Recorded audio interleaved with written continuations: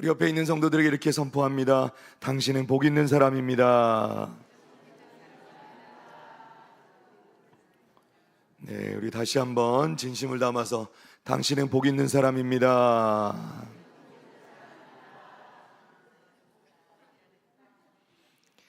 여러분들은 모르시지만 이렇게 당신은 복 있는 사람입니다 하잖아요.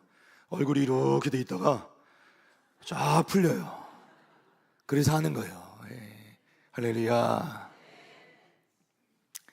자, 그런데 우리 안타까운 소식으로 좀 설교를 시작합니다. 대전 초등학생 하늘이의 살인사건이 있었습니다. 학교 교사가 8살짜리 초등학교 여학생을 잔인하게 살해한 것입니다. 더욱 충격적인 것은 학생이 어떤 행동을 해서가 아니라 그냥 제일 늦게 하교하는 학생을 대상으로 범행을 저질렀다는 것이죠. 우울증 때문이라고 이야기하는 사람도 있지만 당일의 범행 도구도 직접 구입할 정도로 계획적이었다는 거예요. 일종의 묻지마 살인에 해당하는 범죄를 저지른 것입니다. 전문가들은 이런 경우에 피해 망상을 동반한 극도의 반사회적인 성격 장애 등이 원인이 되어서 불특정한 대상을 본인의 분풀이 대상으로 삼은 것일 확률이 높아 보인다고 말하고 있습니다. 너무나 안타까운 일이죠. 우리 기사 하나를 볼까요? 2023년도 10월자 야곱신문에 실린 기사인데요, 한국에서 5년 사이에 정신질환자가 37%나 증가했다고 합니다. 실제 정신병원의 외래로 진료를 받은 사람들의 숫자가 늘어났다는 거예요. 숫자로 말하자면 2017년도에 약 340만 명, 이 정신병원을 찾는 사람의 숫자가 340만 명에서 2022년도 말까지 465만 명이 정신병원을 찾았다는 겁니다. 이 중에서 특별히 우울증 환자만 100만 명이 넘었다고 얘기합니다. 최근의 통계는 제가 찾지 못했는데요, 최근에는 당연히 더 훨씬 증가했을 것으로 추측해 볼 수 있습니다. 사랑하는 여러분, 이런 정신질환 어디서부터 오는 걸까요? 우리의 마음으로부터 오는 거라는 거예요. 마음으로부터. 우린 지난주에 주님의 씨 뿌리는 비유를 통해서 하나님의 말씀을 나타내는 씨가 각각 우리의 마음을 나타내는 길가, 돌밭, 가시떨기위, 그리고 좋은 땅에 뿌려진 것에 대해서 말씀을 나누었습니다. 오늘은 이 4가지 땅 중에서 특별히 길가와 이 돌밭에 해당하는 마음을 어떻게 성경적으로 다스려야 되는지에 대해서 말씀을 살펴보고 은혜를 나누고자 합니다. 왜냐하면 특별히 이 2가지 종류의 마음이 우리 마음의 상처와 관련이 있기 때문에 그래요. 길가 마음은 어떻습니까? 사람들로부터 받은 수많은 상처, 어렸을 적 부모부터 시작해서 형제들, 또 자라면서 만나는 사람들에게 수많은 상처를 받으면서 그 마음 가운데 사람들을 향한 불신이 가득해지고 단단해져서 굳어버린 마음이에요. 이것이 단단해질수록 어떻게 해요? 우리 인생은 점점 더 불행해지고 실패할 가능성이 높아진다는 거죠. 돌밭 마음도 그렇습니다. 이런 상처로 말미암아 돌밭은 그 마음 가운데 부정적인 것들, 우월감, 반대로 열등감, 분노, 미움, 시기, 질투, 절망, 이런 돌들이 우리 마음 가운데 가득 차 있는 그런 마음이라는 거예요. 역시 이 돌들이 많으면 많을수록 어떻게 해요? 우리 인생은 더 불행해지고 비참해질 가능성이 높아진다 하는 것이죠. 자, 고린도후서 10장 4절 상반절 말씀인데요, 우리 함께 한번 읽어보겠습니다. 시작. 우리의 싸우는 무기는 육신에 속한 것이 아니요 오직 어떤 견고한 진도 무너뜨리는 하나님의 능력이라. 아멘. 자, 여기 보면 견고한 진이라는 말이 나오는데, 이것은 뭐냐면 우리가 과거에 받았던 상처, 아픔, 실패, 좌절, 이런 이 마음의 상처들을 사단이 교묘하게 이용하여서 우리 내면에 나쁜 영향을 끼치는 것을 의미합니다. 그러니까 이 마음의 상처들을 우리가 방치해두면 사단은 이것을 이용해서 우리 마음 가운데 견고한 진을 세워버린다는 거예요. 이 견고한 진이 구축되면요, 하나님의 말씀이 들어갈 수가 없어요. 막아버리는 거예요.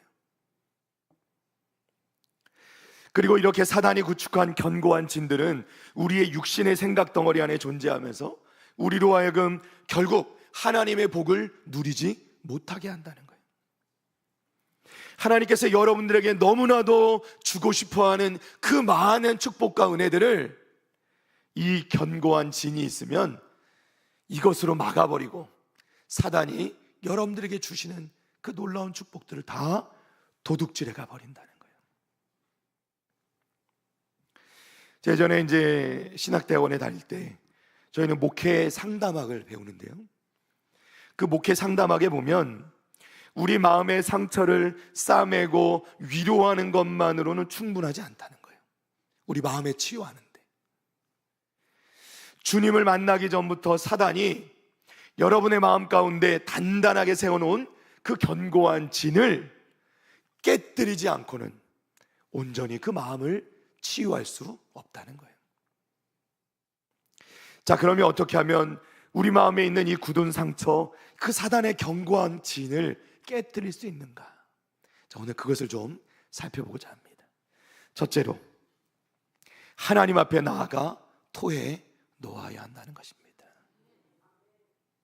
시편 62편 8절, 우리 본문 말씀 우리 다시 한번 읽어보겠습니다. 시작. 백성들아, 시시로 그를 의지하고 그의 앞에 마음을 토하라. 하나님은 우리의 피난 처시로다. 셀라. 아멘. 할렐루야. 시편 62편은 다윗의 시인데요, 다윗이 말합니다. 백성들아, 시시로 그를 의지하고, 그는 누구냐면 하나님이시죠. 이 앞절에 보니까 6절과 7절에 보니까 오직 그만이 나의 반석이시요 나의 구원이시요 나의 요새이시니 내가 흔들리지 아니하리로다. 나의 구원과 영광이 하나님께 있음이요 내 힘의 반석과 피난처도 하나님께 있도다. 아멘. 누구라고요? 하나님. 하나님을 의지하고 누구 앞에? 하나님 앞에 무엇을 토하죠? 우리의 마음을 토해 놓아라는 거예요. 하나님 우리의 피난처가 되셔서 우리가 우리 가운데 있는 그 마음을 토해 놓으면 하나님이 받으시고 하나님이 치료해 주신다 하는 것이죠.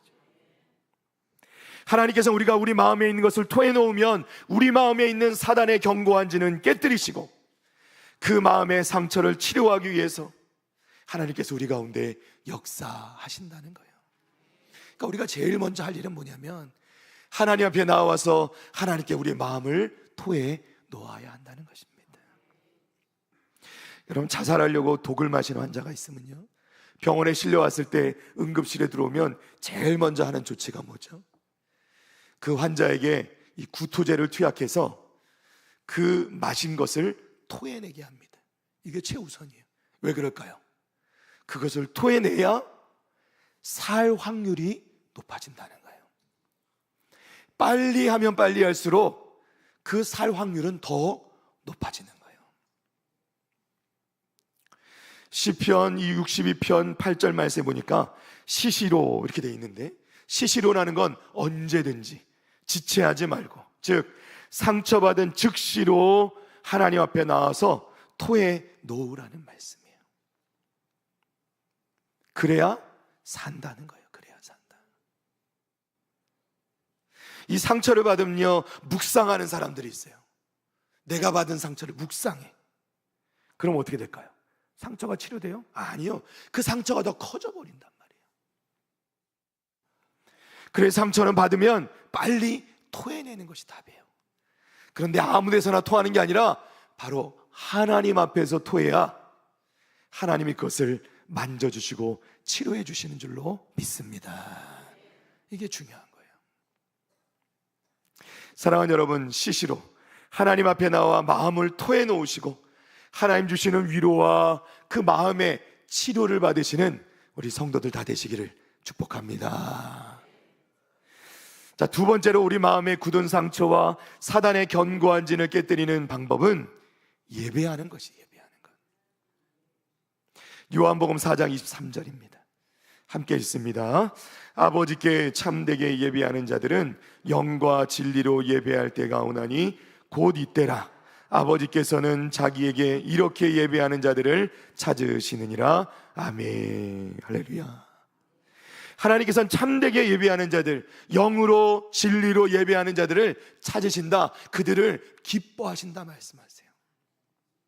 자, 그런데 이게 어떻게 우리 마음을 치유하는 것이냐? 계속 봅니다. 이사야서 56장 7절 말씀이에요. 다 같이 읽어봅니다. 시작. 내가 곧 그들을 나의 성산으로 인도하여 기도하는 내 집에서 그들을 기쁘게 할 것이며 그들의 번제와 희생을 나의 제단에서 기꺼이 받게 되리니 이는 내 집은 만민이 기도하는 집이라 일컬음이 될 것임이라. 아멘. 할렐루야. 하나님께서는 예배하는 자들을 인도하셔서 기도하는 내 집, 성전, 하나님의 집, 그곳으로 부르시고 하나님께 예배하는 자들을, 기도하는 자들을 어떻게 하냐면 하나님이 기쁘게 하실 것이다 말씀을. 자, 한 구절만 더 봅니다. 에베소서 5장 27절입니다. 함께 있습니다. 시작. 자기 앞에 영광스러운 교회로 세우사 티나 주름 잡힌 것이나 이런 것들이 없이 거룩하고 흠이 없게 하려 하심이라. 아멘. 할렐루야. 우리가 살다 보면 우리 인생에 상처를 받으면서 티가 생기고 주름이 잡힐 때가 있다는 거예요. 그런데 하나님께서 이 티를 빼주시고 주름 잡힌 것을 펴주시기 위해서 주신 것이 뭐냐면 교회라는 거예요. 교회. 여러분, 하나님께서 우리가 교회에서 드려지는 그 예배를 통해서 하나님께서 하시고자 하는 건 뭐냐면 우리 인생의 티를 제거하시고 우리 인생의 주름 잡힌 것을 펴주시기를 원하신다는 거예요. 그게 하나님의 뜻이라니까요. 믿으시면 아멘. 물론 사랑하는 여러분, 예배는 하나님께 드리는 것이죠. 하나님께만 온전히 드리는 것입니다. 사실 예배는요, 무엇을 얻기 위해서 드리면 안 돼요. 예배는 하나님께 드리는 겁니다. 성부, 성자, 성령 하나님께 드리는 거예요. 온전히 그분께만 집중하는 게 예배예요. 그런데요, 우리가 그렇게 영과 진리로 하나님께 예배를 드리면 하나님께서는 가만히 계시는 게 아니라 하나님께서 우리에게 그 받은 것보다 더 많은 것으로, 하나님 예배 받으신 건 당연한 것인데도 불구하고 하나님은 예배 받으실 때 우리에게 더 큰 은혜로, 복으로 우리에게 부어주시는 것을 여러분 믿으시길 바랍니다. 여러분, 이게 하나님의 마음이에요.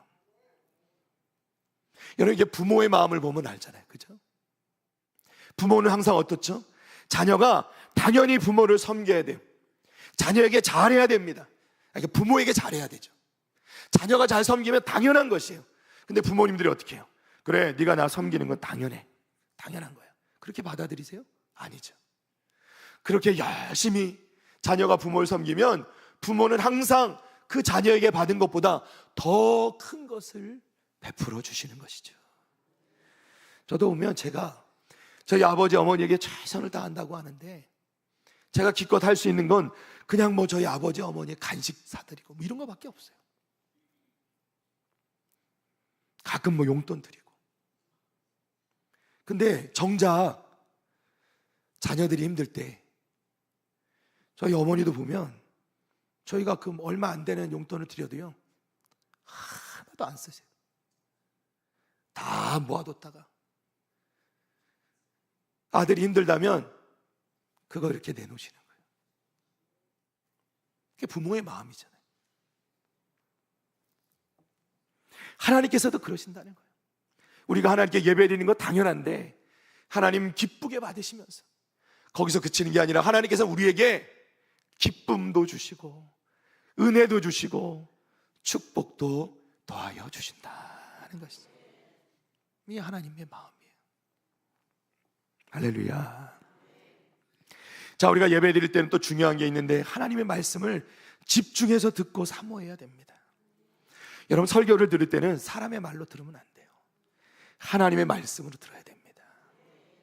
사도행전 10장 44절입니다. 함께 읽습니다. 시작. 베드로가 이 말을 할 때 성령이 말씀 듣는 모든 사람에게 내려오시니. 아멘. 베드로가 고넬료의 집에서 복음을 전합니다. 설교하는 거예요. 그런데 무엇이 뭡니까? 성령이 임했다는 거예요. 말씀 듣는 모든 사람에게 내려오시니. 아멘. 여러분, 기도할 때만 성령이 임하는 게 아니에요. 말씀을 들을 때도 성령이 임하시는 거예요. 믿으시면 아멘. 왜냐하면 설교라는 것 자체가 성령의 전적인 사역이기 때문에요. 성령 하나님의 사역이에요. 저는 총신대학교 대학원을 나와서 일반 대학원에서 실천신학 석사과정을 수료했습니다.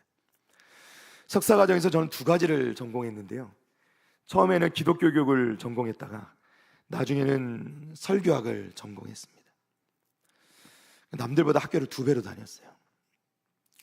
어떤 분이 저보고 게을러가지고 졸업을 못하고 수료만 했다고 이렇게 얘기를 하시는데, 그런 건 아니고요.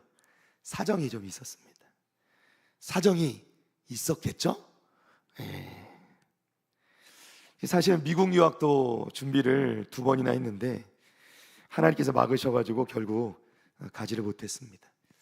때로 이게 제게 이제 상처가 될 때도 있어요. 근데 굳이 이것을 또 제게 말씀하시는 분이 계시더라고요. 예. 그렇게 하지 마시고 좀 이해해 주시기를 바랍니다. 우리 목사님께 사정이 있었겠지, 이렇게 해주시면 좋습니다. 자, 제가 설교학 공부를 할 때 배운 것 중에 이 설교에는요, 주의 환기라는 게 있어요. 주의를 환기시키는 것. 설교에 뭐 이런 게 있냐? 여러분, 아무리 좋은 설교를 할지라도요, 성도들이 집중하는 데는 한계가 있다는 거예요. 그래서 주기적으로 주의를 환기시킴으로써 마음을 열게 하고 설교에 다시 하나님의 말씀에 집중시키는 게 필요하다는 거예요. 여기에 해당하는 것이 성도들끼리 서로 마주보게 한다던가 서로 얼굴을 보고 축복의 인사들을 주고받게 하는 거죠.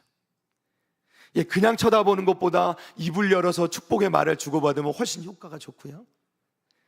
그냥 입을 열면 마음도 열리는 거죠. 그리고 또 그냥 입을 여는 것보다 더 효과 좋은 건 뭐냐면 웃으면 더 효과가 좋다 그래요. 웃으면. 이거를 기가 막히게 하는 분이 그 목포 사랑의 교회 백동정 목사님이에요. 이런 걸 잘 아시죠? 우리 한번 해볼까요? 옆에 분들을 보시면서 이렇게 물어보세요. 집이도 그래요?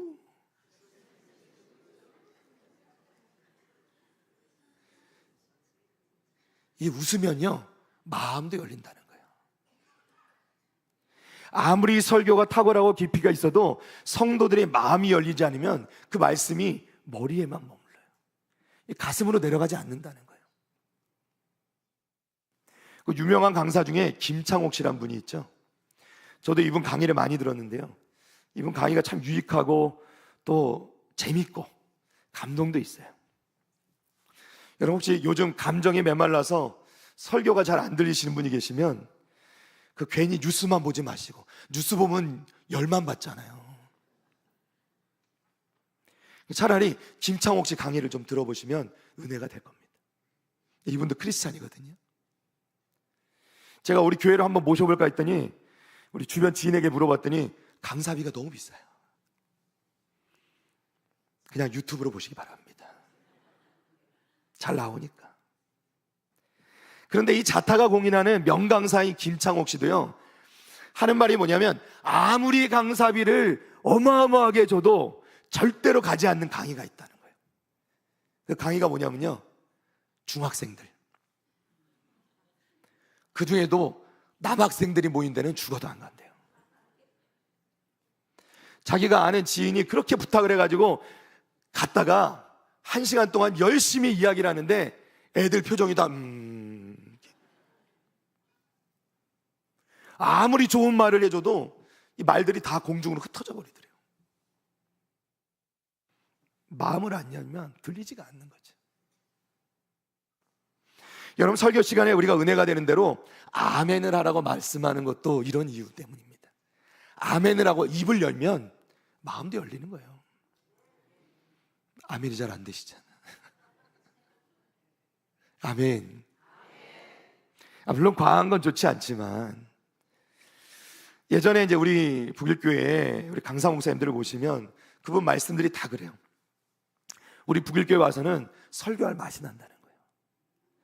왜냐하면 성도들이 듣는 자세가 돼 있다는 거예요. 말씀을 들으면 아멘도 잘하고, 좀 웃기는 얘기를 하면 웃어도 준대요. 자기 교회에서는 아무리 웃기는 얘기를 해도 웃질 않는다는 거예요. 그리고 또 조금만 감동적인 얘기를 하면 울 준비를 하고 있대요, 우리 성도들이. 이게 너무 좋다는 거예요. 그러니까 성도님들은, 우리 성도님들은 그냥 조금만 감동이 되면 울려고 노력을 해주시는 거죠. 이게 좋은 거라고요. 자, 이유가 있어요. 하나님께서는요, 우리의 웃는 것도 우는 것도 우리의 마음을 치료하는 재료로 사용하신다는 거예요. 자, 빌립보서 4장 4절입니다. 우리 함께 읽습니다. 시작. 주 안에서 항상 기뻐하라. 내가 다시 말하노니 기뻐하라. 아멘. 할렐루야. 하나님은 항상 우리에게 기뻐하라 말씀하시죠. 기뻐하라. 어느 목사님 하시는 말씀이 있어요. 낙하산과 낯짝은 안 펴지면 죽는데요. 낯짝이란 말 아세요? 얼굴.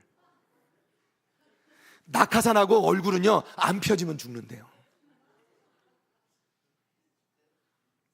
기가 막힌 말씀이죠. 여러분, 마음에 상처가 쌓이면 웃음이 나오지 않아요. 근데 그럴 때는요, 억지로라도 웃으라는 거예요. 억지로라도. 심지어 뭐라 그러냐면 비웃기라도 하래요. 안 하는 것보단 낫대요. 사랑하는 여러분, 많이 웃으시기를 바랍니다. 웃을 때 우리 가운데 이 마음의 상처가 치료되는 거예요. 자, 시편 84편 6절입니다. 우리 다 같이 읽어봅니다. 시작. 그들이 눈물 골짜기로 지나갈 때 그곳에 많은 샘이 있을 것이며 이른 비가 복을 채워주나이다. 아멘. 이 말씀이에요. 무슨 말씀이냐면 우리가 인생의 눈물 골짜기를 지나는데 샘이 생긴다는 거예요. 근데 그 샘이 생기는데 샘은 어떤 곳이에요? 우리는 샘에 가면 뭘 하죠? 그 맑은 물을 떠서 마시는 거죠. 그 맑은 샘에 뭐가 되냐면 하나님께서 이른 비를 내리시며 복을 채워주신다는 거예요. 여러분, 우리가 눈물을 흘리며 골짜기를 걸어가면 거기서 끝나는 게 아니라 하나님께서 우리가 흘린 그 눈물 자국을 샘으로 만드시고 그 샘 구멍에 복을 채워주신다는 거예요. 눈물 흘리는 게 나쁜 게 아니라는 거예요. 시편 126편 5절과 6절입니다. 눈물을 흘리며 씨를 뿌리는 자는 기쁨으로 거두리로다. 울며 씨를 뿌리러 나가는 자는 반드시 기쁨으로 그 곡식단을 가지고 돌아오리로다. 아멘. 할렐루야. 그러니까 눈물로 씨를 뿌리는 자, 기쁨으로 거두고 반드시 기쁨으로 그냥 거두는 게 아니라 곡식단을 가지고 돌아올 것이다. 여러분, 곡식단을 거두는 밭은 좋은 밭이에요? 길가나 땅밭이에요? 돌밭이에요? 좋은 밭이잖아요. 그러니까 우리가 눈물 흘리는 밭은 하나님이 좋은 땅으로, 좋은 밭으로 만들어 주신다는 거예요. 눈물을 흘리면 좋은 땅이 된다는 거예요. 사람은 눈물을 흘릴수록 좋은 땅이 되고 눈물이 마를수록 길가나 돌밭이 되는 겁니다. 우리 한 사람을 소개합니다. 이분은 암 전문의 이병욱 박사님이신데요, 눈물 건강법이라는 것을 소개합니다. 15년 동안 암 수술만 1천여 건을 집도한 이 박사님이 시간이 지날수록 메스, 칼이죠. 그 칼이 만능이 아니라는 것을 절실히 깨닫게 됩니다. 암 환자의 몸을 낫게 하려면 수술 못지않게 그 암을 만들어내는 그 마음의 병을 치유하는 일이 중요하다는 것을 깨달았다는 거예요. 자, 이분의 말씀이에요. 우리 여성동화에 글을 썼는데요, 저는 환자들이 고통스러운 감정을 쏟아놓으며 마음껏 울게 합니다. 많이 울고 크게 우는 환자들이 회복과 치유가 빠른 것을 수없이 보아왔습니다. 웃음 치료와 눈물 치료를 병행하는데 눈물 치료가 더 효과적이었어요. 감정의 바다에서 웃음이 파도라면 눈물은 해일과 같습니다. 눈물을 통해 우리는 극적인 카타르시스를 경험합니다. 고치기 어려운 환자는 말기의 암 환자가 아니라 감정이 말라버려서 마음이 돌처럼 굳어진 환자입니다.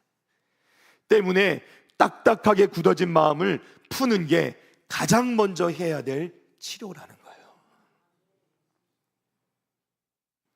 이 박사님의 글을 읽으면서 가장 인상 깊었던 것은요, 사람이 태어날 때 울면서 태어난다는 거예요. 여러분, 우리 웃으면서 태어나는 아기는 없잖아요, 그죠? 그러니까 운다는 것 자체가 뭐냐면 사람의 가장 기초적이고 그리고 가장 이 솔직한 표현 방법이라는 거예요. 그런데 우리가 자라면서 어른이 되면서 이 감정을 억지로 짓누른다는 거죠. 그리고 제가 새롭게 알게 된 게 있는데요, 이 의사의 말씀입니다. 생리적인 구조로 보면요, 여자보다 남자가 눈물을 더 많이 흘리는 게 자연스러운 거래요. 안 믿는 얼굴들이신데 제가 드리는 말씀이 아니에요. 눈물 샘 자체가요, 남자가 여자보다 훨씬 크대요. 한 번에 흘리는 눈물도 그 양이 더 많다는 거예요. 그런데 남자들은 어때요? 사회적인 이 통념 때문에 억지로 참는 거죠. 특히 한국 남자들이 전 세계적으로 가장 이 많이 힘든 사람들 중에 껴있다고 합니다. 남자들이 힘들어요. 필요할 때는요, 우리 남자분들 좀 우시기 바랍니다. 운다고 뭐라 하지 마세요. 울기가 힘드시면요, 문 닫고 슬픈 영화라도 보시면서 우시는 연습도 해보시기 바랍니다. 웃는 것도 우는 것도 연습이 필요해요. 웃는 게 쉬운 거 아니에요. 우는 것도 그렇고요. 제가 결혼하기 전에 사진을 찍잖아요, 웨딩 사진을요. 주변에 하도 이야기를 많이 들어가지고 신랑 때문에 사진 망친다는 얘기를 많이 들어서 제가 웃는 연습을 했어요. 거울 보고요. 연습 많이 했어요. 그거 쉽지 않습니다. 정작 당일날 사진을 찍었는데요, 저는 칭찬을 엄청 많이 받았어요. 근데 우리 아내가 연습이 안 됐더라고요. 지적을 겁나게 당했습니다. 저희 아내도 원래 웃는 상인데 근데 이게 긴장하니까 그게 안 되더라고요. 쉽지 않습니다. 여러분, 웃는 연습, 우시는 연습 많이 하시기를 바랍니다. 이게 장수 비결이에요. 웬만한 영양제 먹는 것보다 이게 낫답니다. 사랑하는 여러분, 우리 주님께서는 우리에게 예배를 통해서 우리의 기도로 입을 여시고 우리의 마음을 여시고 우리의 마음을 토해놓게 하시고 하나님 말씀을 듣게 하시고 그리고 우리의 마음을 열어서 치유되게 하신다는 거예요.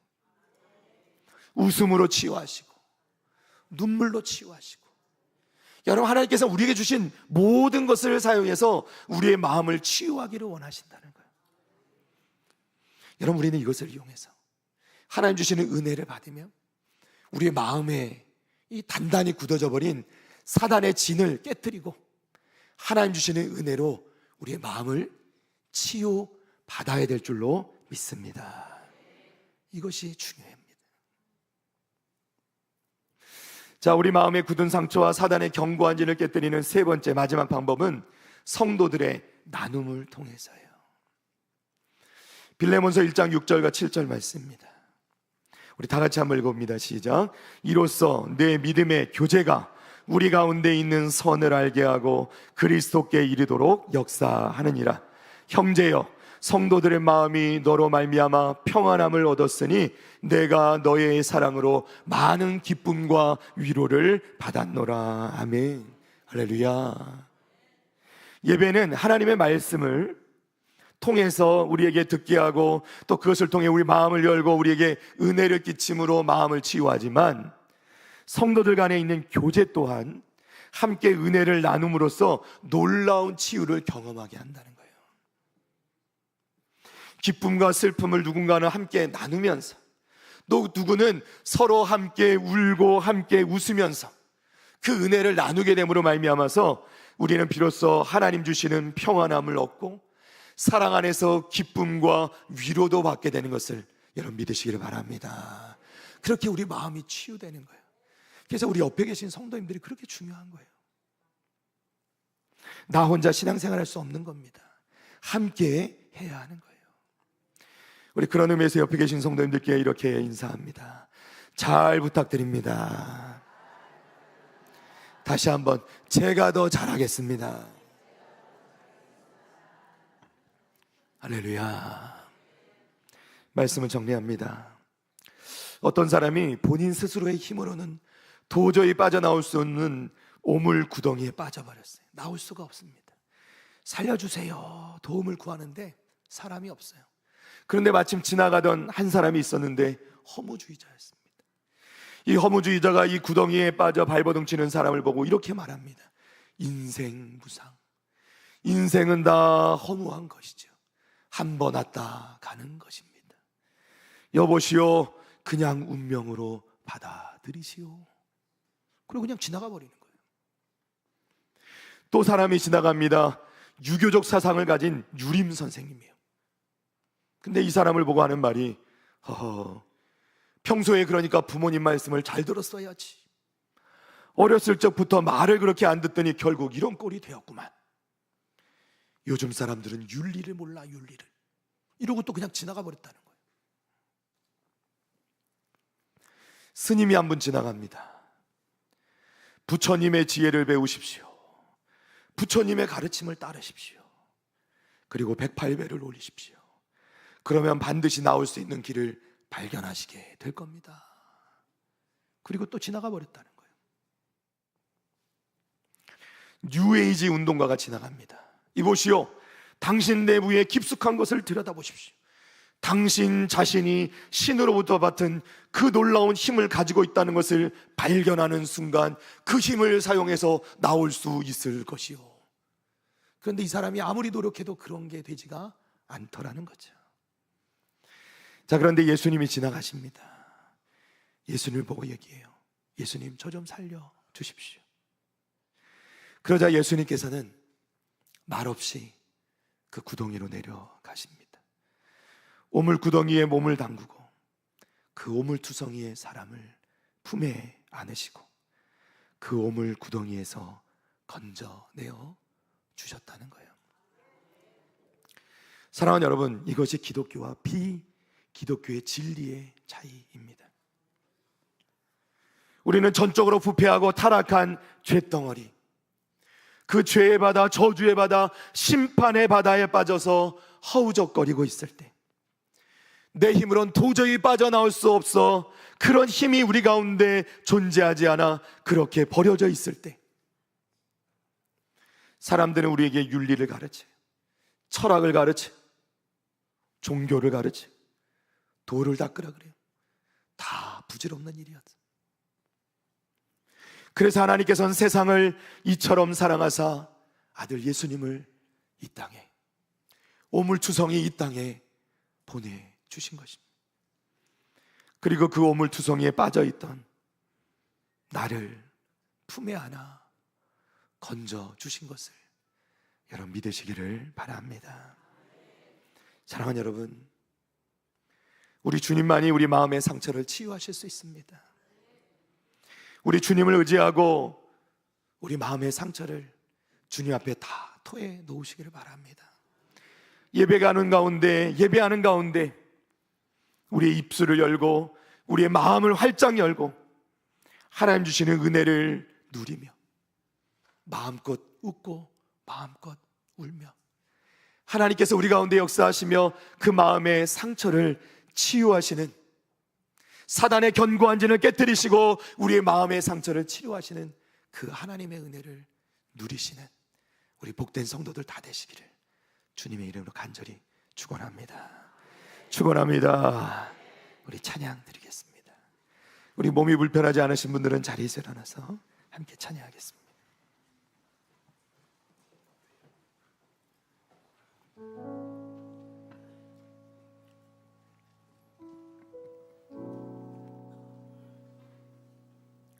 사랑하는 여러분, 사단의 견고한 진이 우리 가운데, 우리도 알지 못하는 그곳에 단단히 사로잡으면 자리 잡으면 우리의 상처조차도 보이지가 않아요. 근데 그 보이지 않는 상처가 누군가를 공격하고 또 나 자신을 죽일 때가 얼마나 많은지. 여러분, 이 시간 우리 하나님 앞에 다 토해놓고 하나님 볼 수 없는 상처까지도 만져 주옵소서. 우리 이 시간 이 찬양 드릴 때 하나님께 그렇게 고백할 수 있기를 바랍니다. 하나님께 찬양합니다. 아바 아버지,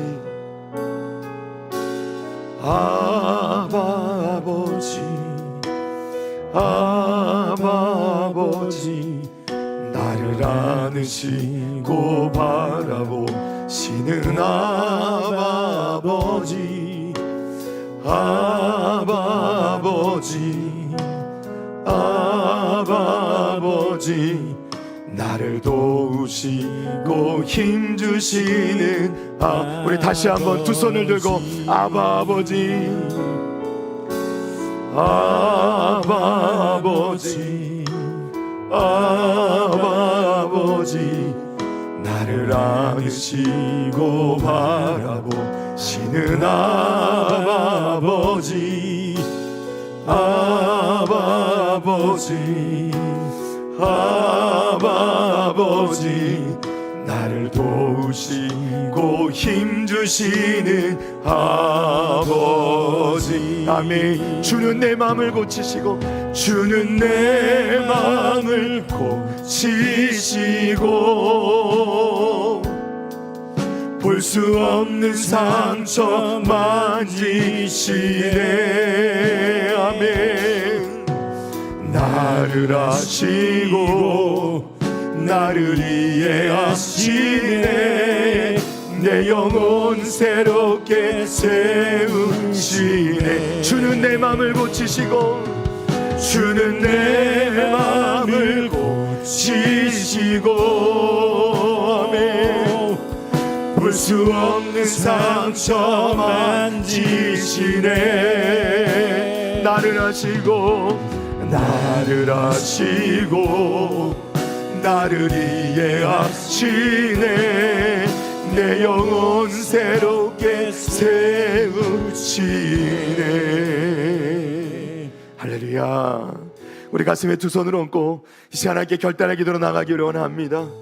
아버지, 우리 아버지 되신 하나님, 우리가 하나님 앞에 우리 마음을 다 토해내놓기를 원합니다. 하나님 아니면 치유할 자가 없고, 하나님 아니면 우리 가운데 그 사단의 견고한 진을 무너뜨릴 분이 없으시니, 하나님 우리 마음을 다 토해놓게 주여 하나님 우리에게 믿음을 허락하여 주시옵소서. 우리를 치료하여 주옵소서. 우리를 회복시켜 주옵소서. 우리를 새롭게 하여 주옵소서. 시간 간절한 마음으로 기도하며 나갈 때 우리 주여 한번 부르짖고 기도하며 나갑니다. 주여. 아버지 하나님, 그렇습니다. 하나님 아니시면 치료자가 없고, 하나님 아니시면 치유자가 없습니다. 하나님 우리를 치료하여 주옵소서. 우리의 마음을 다 토해내놓고 주여 하나님 앞에 마음껏 웃고 울며 하나님의 은혜와 축복을 누리게 하여 주옵소서. 평안과 기쁨을 누리게 하여 주옵소서. 하나님 우리를 그렇게 믿음을 허락하여서 결단하게 하여 주시옵소서. 주님 은혜하여 주옵소서.